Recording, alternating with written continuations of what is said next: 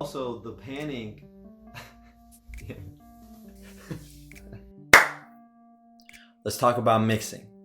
Mixing is one of the main reasons why your favorite song sounds so good. There's 4 steps to mixing a song.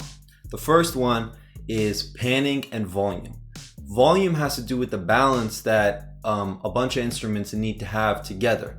The snare might need to be a little quieter than the guitar, so on and so forth. For panning, the second guitar might need to be 10% to the right ear and the bass front and center.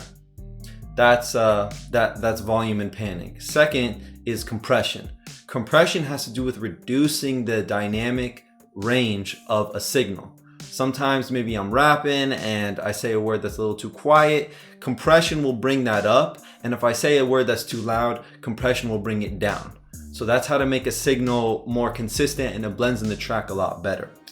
Third step is equalization. For equalization, you have to know that sounds are made up of a large frequency range. So even though a flute has a ton of high end, it still has some low end.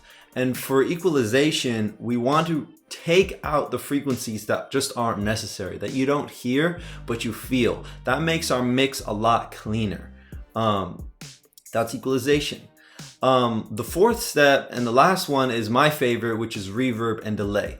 So reverb is the characteristic of the room that you're in the real world. So from a church to a bedroom.